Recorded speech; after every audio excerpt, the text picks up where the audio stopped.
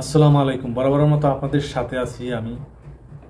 আজকে ভিন্ন কিছু নিয়ে আজকের ভিডিওটা হলো আপনাদের যারা নতুন আছেন, পুরাতন আছেন, যারা কোম্পানিতে আছেন, যারা ফ্রি ভিসায় আছেন সৌদিতে, এমনকি অন্য দেশে যারা প্রবাসী আছেন, সকল প্রবাসী ভাইদের উদ্দেশ্যে বলতে চাই, আপনাদেরকে চারটা কথা বলবো। এই চারটা কথা আপনারা অবশ্যই মনোযোগ দিয়ে শুনবেন।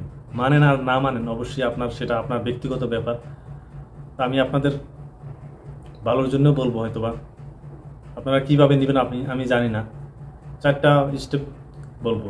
4 নম্বর যেটা সেটা বলবো, শর্টকাটে বলবো। অবশ্যই আমি ভিডিওটা বেশি বড় করব না, অবশ্যই শর্টকাটে বলার চেষ্টা করব।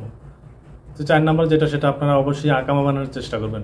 আপনারা মিডল ইস্টে যেখানেই থাকেন অবশ্যই আপনারা লিগ্যাল কাগজপত্র রাখার চেষ্টা করবেন, কেননা আমাদের প্রবাস জীবনটা দীর্ঘস্থায়ী হয় আমাদের বাংলাদেশের মানুষের। কারণ আমরা যদি বলি আমরা প্রবাস করে যাবো 10 বছর 15 বছর হয়ে গেছে আমার প্রবাস থেকে আমি চলে যাব, তাহলে কিন্তু রিটার্ন আবার অনেক মানুষ আসে, এরকম 50% মানুষই আবার রিটার্ন আসে। 10 বছর বিদেশ করার পরও আবার কিন্তু রিটার্ন আসে। আমার কথা মিলিয়ে দেখবেন অবশ্যই। আসলে আমরা বাংলাদেশি প্রবাসীরা দেশে গিয়ে বিদেশের পরিবেশ আর দেশের পরিবেশের সাথে কোনো কিছুই মিলাতে পারতাছি না আমরা। কারণ বিদেশটা যেরকম অনেক সুন্দর, সব কিছু পরিপাটি, সব কিছু বাংলাদেশে কিন্তু যে কোনো জায়গায় আমরা গেলে এরকম পারি না। আমরা ব্যবসা করতে গেলেও পারি না, আমরা কোনো কিছু কাজ করতেও গেলেও পারি না, শরম করে আমাদের। তো অবশ্যই আপনারা লিগ্যাল থাকার চেষ্টা করুন সবসময়, একবারে আপনি সেই চিন্তা ভাবনা করবেন না। 3 নম্বর যেটা সেটা হলো আপনি কোম্পানিতে হোক আর আপনি কোম্পানি হোক আর আপনি ফ্রি ভিসার লোক হোক, আপনি কোম্পানি হলে অবশ্যই কোম্পানির সাথে সম্পর্ক ভালো রাখবেন। আর আপনি যদি ফ্রি ভিসায় হন তাহলে তো আপনার কফিল থাকবে, আপনার কফিলের সাথে সবসময় সম্পর্ক ভালো রাখার চেষ্টা করবেন।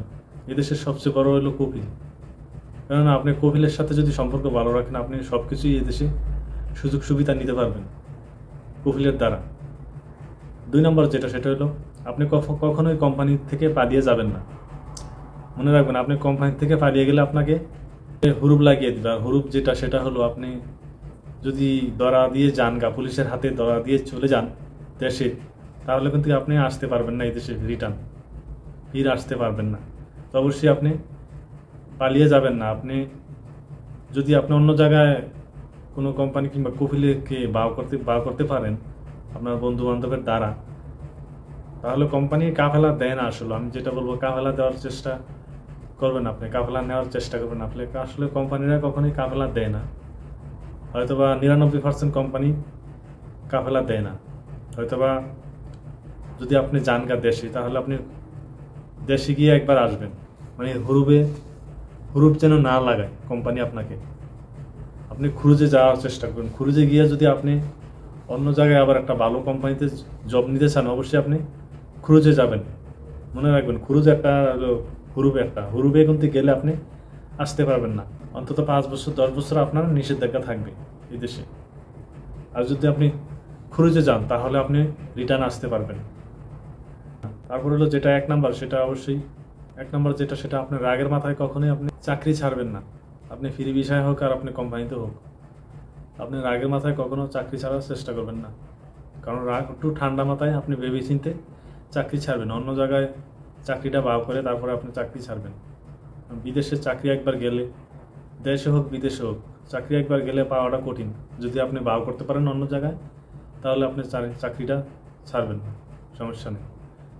তো অবশ্যই আমি আপনাদের কথাগুলো বলছি, আপনারা মিলিয়ে দেখবেন আসলে আমার কথাগুলো ঠিক কিনা।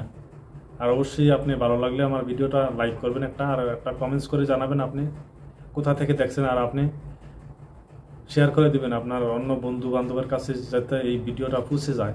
অবশ্যই আপনি টাইমলাইনে শেয়ার করে দিবেন। এবং আপনি যদি নতুন হয়ে থাকেন আমার চ্যানেলে, অবশ্যই আপনি চ্যানেলটি সাবস্ক্রাইব করে দিবেন নতুন নতুন ভিডিও পেতে। ধন্যবাদ, ভালো থাকবেন, দেখা হবে আবার নতুন কোনো ভিডিওতে।